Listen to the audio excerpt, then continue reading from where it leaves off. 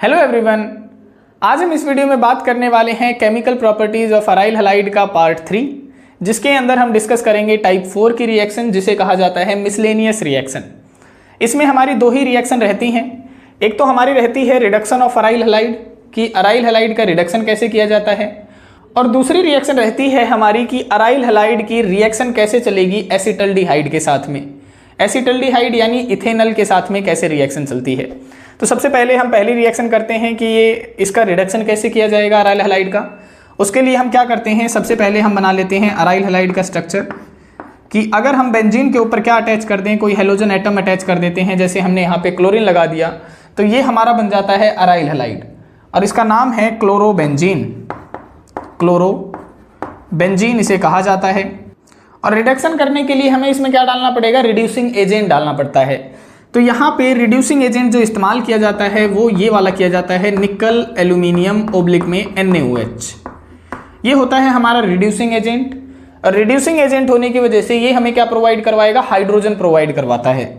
तो ये हमें यहाँ पे दो मॉलिक्यूल हाइड्रोजन के प्रोवाइड करवाता है।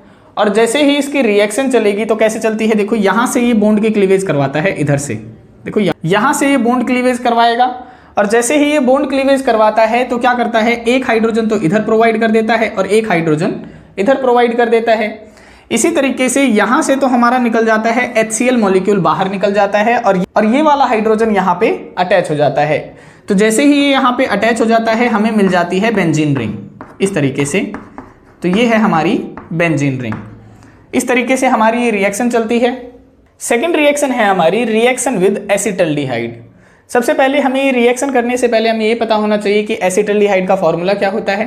तो इसका फॉर्मूला ये होता है CH3C+OH और इसे ही बोला जाता है इथेनॉल, यानी इथेनॉल इसका IUPAC नेम है और एसिटल्डिहाइड इसका कॉमन नेम है। तो हमने देखनी है अब कि इथेनॉल के साथ में अराइल हैलाइड की रिएक्शन कैसे चलेगी। तो सबसे पहले हम क्या करते हैं, यहाँ पे इथेनॉल का स्ट्रक्चर बना लेते हैं। ये हमने बना लिया CH3C+OH। हम इनकी पोजीशंस को इधर उधर कर सकते हैं। तो हमने यहाँ पे क्या किया, डबल बॉन्ड O को इधर लगा दिया, हाइड्रोजन को इधर लगा दिया। तो ये हो गया हमारा इथेनॉल का स्ट्रक्चर। देखो हम यहाँ पे लिख देते हैं इथेनॉल। अब जैसे ही इथेनॉल की हम रिएक्शन करवाएंगे अराइल हैलाइड के साथ में, तो हम यहाँ पे अराइल हैलाइड के दो मॉलिक्यूल लेके चलेंगे। देखो एक मॉलिक्यूल हमने यहाँ पे ले लिया है, देखो ये हमने बना लिया अराइल हैलाइड का मॉलिक्यूल, और एक हम यहाँ पे बना लेते हैं अराइल हैलाइड का मॉलिक्यूल। ये हो गया, दोनों ही अराइल हैलाइड हो गए। अब हमें पता है बेंजीन के चारों तरफ क्या होते हैं, हाइड्रोजन एटम प्रेजेंट होते हैं। तो एक हाइड्रोजन हमने यहाँ लगा दिया, एक हाइड्रोजन हमने यहाँ लगा दिया। अब क्या होगा, ये जो रिएक्शन चलती है ये चलती है एसिडिक मीडियम के अंदर, यानी हम यहाँ पे H पॉजिटिव लिख सकते हैं या फिर आप H2SO4 लिख सकते हैं, क्योंकि ये क्या होते हैं, दोनों ही एसिड होते हैं। और ये क्या काम करते हैं, ये वाटर मॉलिक्यूल को इजेक्ट आउट करवाते हैं, यानी बाहर निकालते हैं। तो जैसे ही इसकी रिएक्शन चलती है ये वाला ऑक्सीजन मॉलिक्यूल क्या करता है, ये निकल जाता है इन दोनों हाइड्रोजन के साथ में मिलके, यानी बाहर निकल जाता है वाटर मॉलिक्यूल। इस तरीके से देखो ये निकल गया वाटर मॉलिक्यूल। और बाकी के जो दो ये मॉलिक्यूल हैं ये क्या करते हैं, इस ऑक्सीजन के स्थान पे एक एक बॉन्ड से अटैच हो जाते हैं। देखो इस तरीके से यहाँ पे हम बना लेते हैं CH3C+O।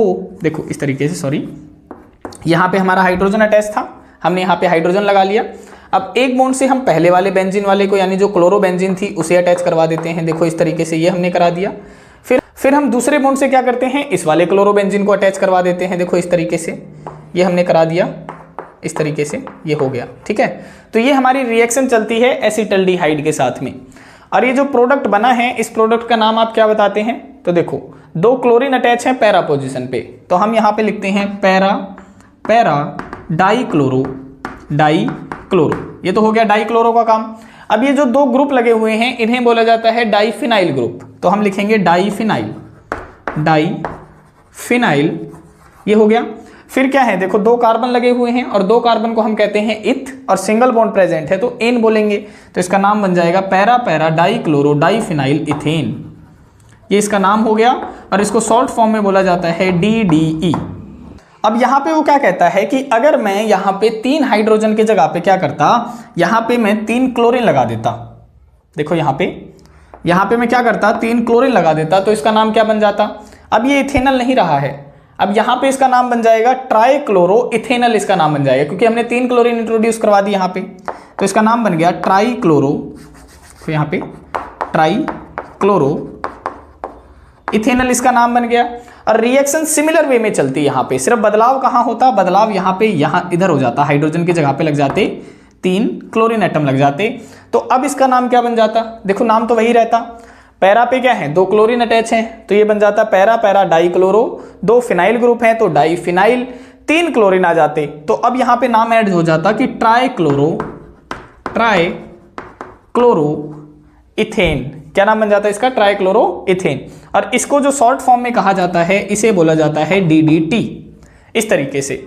तो ये हमारी थर्ड जो सेकंड रिएक्शन है वो चलती है कि ट्राई क्लोरो इथेनल के साथ में रिएक्शन किस तरीके से चलती है और यहाँ पे क्या प्रोडक्ट बनता है, तो DDT बनता है। यहाँ पे ये आपने दोनों रिएक्शन लिखनी है, ऐसा नहीं है कि जैसे मैंने यहाँ पे चेंज किया है आपने भी चेंज करके लिख लेना है, आपने ये दोनों रिएक्शन लिखनी है अपनी कॉपी के अंदर, ठीक है।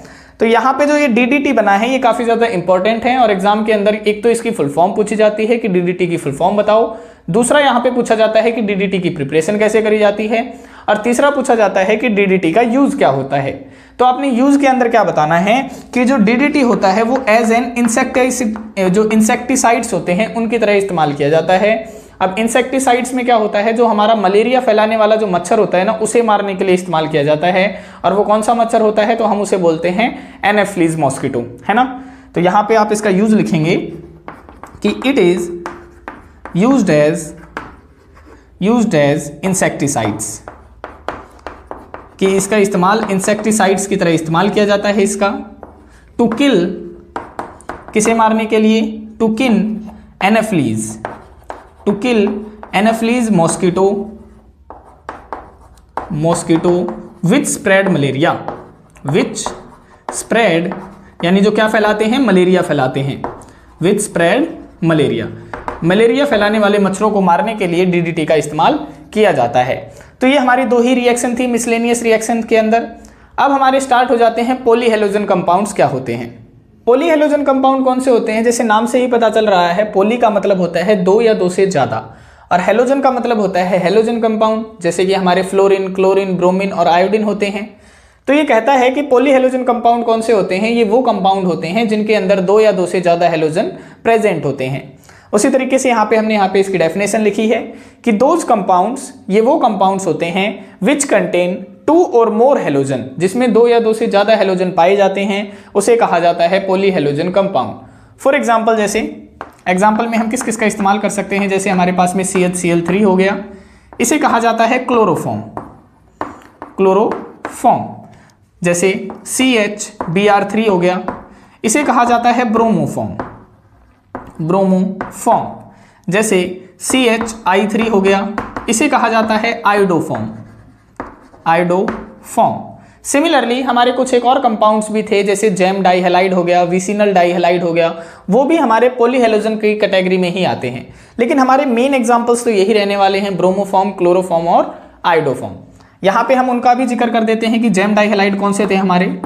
तो हमने बताया था कि अगर एक ही कार्बन के ऊपर 2 हेलोजन कंपाउंड्स आ जाते हैं तो उसे बोला जाता है जेम डाइहेलाइड। ये हो गया इसका स्ट्रक्चर जेम डाइहेलाइड का, ये भी हमारा पॉलीहेलोजन की कैटेगरी में आ जाएगा। और अगर एक एक कार्बन के ऊपर एक एक हेलोजन एटम प्रेजेंट हो, जैसे ये हम यहाँ पे लगा देते हैं, एक हेलोजन हम यहाँ पे लगा दिया, एक यहाँ पे लगा दिया, तो ये बन जाता है विक डाइहेलाइड या फिर विसिनल डाइहेलाइड भी हम इसे बोल सकते हैं, डाइहेलाइड।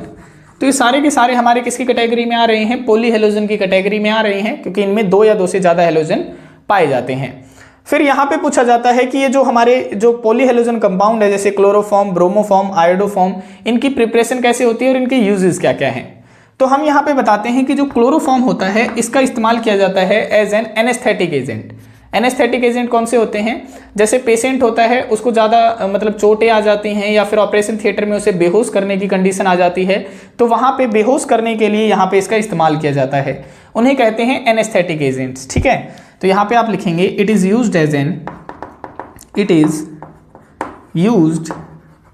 एन एनेस्थेटिक एजेंट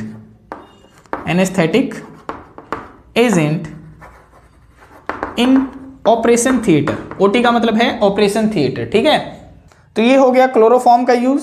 अब बताते हैं हम कि ब्रोमोफॉर्म का यूज क्या होता है। तो आप बताते हैं इनका इस्तेमाल किया जाता है लैब रिएक्शंस के अंदर। तो आप यहाँ पे लिखेंगे कि इसका इस्तेमाल किया जाएगा लैब रिएक्शंस के अंदर। ठीक है, और इसका आयोडोफॉर्म का इस्तेमाल किया जाता है एज एन एंटीसेप्टिक एजेंट, यानी कभी किसी का घाव वगैरह लग जाता है या मतलब कहीं पे घाव हो जाता है तो वहाँ पे मतलब दवाई की तरह जो वाउंड को यानी घाव को भरने के लिए इसका इस्तेमाल किया जाता है। तो आप यहाँ पे लिखेंगे कि इसका इस्तेमाल किया जाएगा as an antiseptic agent, antiseptic agent की तरह इनका इस्तेमाल किया जाता है। तो ये है हमारे पॉलीहेलोजन कंपाउंड। अब हम देखते हैं कि इनकी प्रिपरेशन कैसे करी जाएगी, यानी क्लोरोफॉर्म, ब्रोमोफॉर्म और आयोडोफॉर्म की। प्रिपरेशन के अंदर हमारे सबसे पहला जो तरीका है प्रिपेयर करने का पॉलीहेलोजन कंपाउंड वो है डायरेक्ट हेलोजिनेशन करके, यानी हम किसी भी एल्केन के अंदर हम क्लोरीन ऐड करवा देंगे डायरेक्टली, या फिर ब्रोमीन या फिर आयोडीन हम ऐड करवा देते हैं। यहाँ पे हम जनरल फॉर्म के अंदर जो एल्केन लेके चल रहे हैं वो हम लेके चलते हैं यानी मीथेन। देखो एक कार्बन है तो ये बन जाता है मीथेन, और हम यहाँ पे ऐड करवाएंगे क्लोरीन। तो जैसे ही हम यहाँ पे रिएक्शन चलाते हैं, देखो ये यहाँ पे हम लिख देते हैं कि ये है मीथेन, और इसकी हम रिएक्शन करवा रहे हैं क्लोरीन के साथ में in the presence of light. तो जैसे ही ये रिएक्शन चलेगी, ये वाला हाइड्रोजन निकल जाएगा इस वाले क्लोरीन के साथ में, यानी बाहर हो जाएगा HCl, और ये वाला क्लोरीन इसके स्थान पे अटैच हो जाएगा और हमें मिल जाएगा क्लोरोमीथेन। इस तरीके से फर्दर क्या होगा यहाँ पे, फर्दर जब इसकी रिएक्शन करेंगे हम क्लोरीन के साथ में, क्योंकि यहाँ पे हम क्लोरीन ऐड करवा रहे हैं एक्सेस अमाउंट में, और तब तक ऐड करवाएंगे जब तक यहाँ पे सारे के सारे हाइड्रोजन एटम हट नहीं जाएंगे। तो हम दोबारा से जब इसके अंदर क्लोरीनेशन करवाते हैं, देखो in the presence of light, तो इस CH3 को हम क्या लिख सकते हैं, हम लिख सकते हैं CH2 सिंगल बॉन्ड हाइड्रोजन। अब ये वाला हाइड्रोजन क्या करेगा, ये वाला हाइड्रोजन निकल जाएगा इस क्लोरीन के साथ में, यानी बाहर हो जाएगा HCl, और ये वाला क्लोरीन इसके साथ में जुड़ जाएगा, तो ये बन जाएगा CH2Cl2। ये हो गया। देखो हमने यहाँ पे 2 क्लोरीन जोड़ दिए, यहाँ पे अलग अलग करके भी आप लिख सकते हैं, जैसे Cl और Cl, इस तरीके से। अब फर्दर यहाँ पे क्या होगा, फर्दर यहाँ पे क्लोरीनेशन हो सकती है, क्योंकि यहाँ पे हाइड्रोजन अभी भी बचे हुए हैं। तो हम यहाँ पे दोबारा से जब हम क्लोरीनेशन करवाएंगे in the presence of light, तो क्या होगा, इस वाले हाइड्रोजन को हम किस तरीके से लिख सकते हैं, हम लिख सकते हैं यहाँ पे CH2 को हम इस तरीके से लिख सकते हैं। अब ये वाला हाइड्रोजन निकल जाएगा एक क्लोरीन के साथ में, देखो ये वाला हाइड्रोजन निकल गया इस वाले क्लोरीन के साथ में, और ये वाला क्लोरीन जुड़ जाएगा इसके स्थान पे, देखो इस तरीके से CH Cl Cl और Cl, और ये बन गया हमारा CHCl3, यानी क्लोरोफॉर्म बन गया। यही तो हमने बनाना था, लेकिन जरूरी थोड़ी है ये रिएक्शन यहाँ पे रुक जाएगी, संभावना है क्या पता इसकी दोबारा से क्लोरीनेशन हो जाए, है ना। तो यहाँ पे क्या होता है, ये रिएक्शन कभी कभी यहाँ पे रुकती नहीं है, यानी दोबारा से इसका क्लोरीनेशन होता है लाइट की प्रेजेंस पे। ये वाला क्लोरीन किसके साथ निकल जाता है, इस वाले हाइड्रोजन के साथ में निकल जाता है HCl बन के, और इसके स्थान पे ये वाला क्लोरीन अटैच हो जाता है, यानी हमें मिल जाता है carbon tetra chloride, carbon tetra chloride हमें ये मिल जाता है। लेकिन हमें क्या चाहिए था, हमें तो चाहिए था क्लोरोफॉर्म। तो यहाँ पे क्लोरोफॉर्म बनाने के लिए क्या करते हैं, हम यहाँ पे इसका रिडक्शन कर देते हैं, यानी यहाँ पे डाला जाता है आयरन प्लस में वाटर, और आयरन प्लस में वाटर क्या करता है, ये हमें यहाँ पे हाइड्रोजन प्रोवाइड करवाता है 2 मॉलिक्यूल, और जैसे ही हमें 2 मॉलिक्यूल हाइड्रोजन के मिलते हैं, यहाँ से एक क्लोरीन तो निकल जाता है हाइड्रोजन के साथ में, और एक हाइड्रोजन यहाँ पे अटैच हो जाता है। देखो हम यहाँ पे लिख सकते हैं, यहाँ पे CCl4 को CCl3 और Cl करके लिख सकते हैं। अब यहाँ पे एक हाइड्रोजन क्या करेगा, इस वाले क्लोरीन के साथ में निकल जाएगा HCl बन के, और एक हाइड्रोजन यहाँ पे अटैच हो जाएगा, यानी हमारा बन जाएगा क्लोरोफॉर्म। तो इस तरीके से हम यहाँ पे डायरेक्ट हेलोजिनेशन करवा सकते हैं। इनके स्थान पे आप ब्रोमीन और आयोडीन भी डाल सकते थे, इससे हमारा ब्रोमोफॉर्म और आयोडोफॉर्म बन सकता है। अब हम देखते हैं दूसरा तरीका कि किस तरीके से हम पॉलीहेलोजन कंपाउंड बना सकते हैं। दूसरा तरीका है हमारा कि इथेनॉल और इथेनॉल से हम कैसे बना सकते हैं। तो सबसे पहले हम क्या लेके चलते हैं, यहाँ पे इथेनॉल लेके चलते हैं कि इथेनॉल का यूज करके हम किस तरीके से पॉलीहेलोजन कंपाउंड का निर्माण करेंगे। तो इथेनॉल का जो हमारा फॉर्मूला होता है वो होता है CH3CH2OH। ये होता है हमारा इथेनॉल। हम यहाँ पे लिख देते हैं इथेनॉल, और यहाँ पे इथेनॉल में ये जो 2 हाइड्रोजन हैं, हम इसे किस फॉर्म में लिख सकते हैं, हम इसे लिख सकते हैं हाइड्रोजन और हाइड्रोजन। ठीक है, फिर क्या होता है, फिर यहाँ पे डाला जाता है, यहाँ पे ऑक्सीडाइजिंग एजेंट डाला जाता है जो कि है सोडियम हाइपोक्लोराइड NaOCl। ये डाला जाता है यहाँ पे in the presence of heat. ठीक है, जैसे ही हम यहाँ पे डालते हैं, ये वाला सोडियम इस वाले क्लोरीन के साथ में बाहर हो जाता है NaCl बन के, और ये वाला ऑक्सीजन इनके बीच में जाके फिट हो जाता है इस तरीके से। तो देखो क्या बनता है, CH3COH H और OH, ये बन गया। लेकिन हमें पता है कि जब एक ही कार्बन के ऊपर 2 OH आ जाते हैं तो वो अनस्टेबल होता है, और स्टेबल बनने के लिए वो वहां से वाटर मॉलिक्यूल रिलीज कर देगा। देखो इस फॉर्म में ये क्या करेगा, यहाँ से वाटर मॉलिक्यूल रिलीज कर देगा। In the presence of heat ये यहाँ से वाटर मॉलिक्यूल रिलीज कर देगा। अब बचा क्या है यहाँ पे, देखो CH3 CHO यानी एल्डिहाइड बच गया, ये बन गया CH3 C double bond OH, इसे हम कहते हैं इथेनल। इथेनल। अब यहाँ पे क्या होगा, देखो अब अगर हम यहाँ पे क्लोरीन डाल दें, क्या डाल दें, क्लोरीन, 3 मॉलिक्यूल ऑफ क्लोरीन के डाल देते हैं, तो टोटल कितने क्लोरीन हो गए, 6 क्लोरीन हो गए, 3 दूनी 6। अब 6 क्लोरीन में से 3 क्लोरीन तो निकल जाएंगे इन 3 हाइड्रोजन के साथ में, क्या बनके, 3 मोल ऑफ HCl बनके। देखो इन 3 हाइड्रोजन के साथ में 3 क्लोरीन निकल जाएंगे 3 मोल ऑफ HCl बनके, और जो 3 क्लोरीन बचे हैं 6 क्लोरीन में से, वो क्लोरीन यहाँ पे अटैच हो जाएंगे, यानी ये बन जाएगा CCl3 और यहाँ पे C डबल बॉन्ड OH, इस तरीके से, यानी ट्राई क्लोरो इथेनल बन जाएगा ये। ठीक है, ये हो सकता है। फर्दर क्या हो सकता था कि अगर हम इसके अंदर क्या डाल देते, हम इसके अंदर डाल देते 3 मॉलिक्यूल ऑफ ब्रोमीन डाल देते, तो 6 मॉलिक्यूल किसके हो जाते, ब्रोमीन के हो जाते। अब 6 ब्रोमीन में से 3 ब्रोमीन तो निकल जाते इन हाइड्रोजन के साथ में, 3 हाइड्रोजन के साथ में, यानी 3 मॉलिक्यूल ऑफ HBr बनके, और बचे हुए 3 ब्रोमीन इसका स्थान ले लेते, देखो इस तरीके से CBr3 C double bond OH, यानी ट्राई ब्रोमो इथेनल बन जाता। फर्दर क्या हो सकता था कि अगर हम यहाँ पे क्या डाल देते, अगर मैं 3 मॉलिक्यूल आयोडीन के डाल देता, तो टोटल कितने हो गए, 6 मॉलिक्यूल हो गए।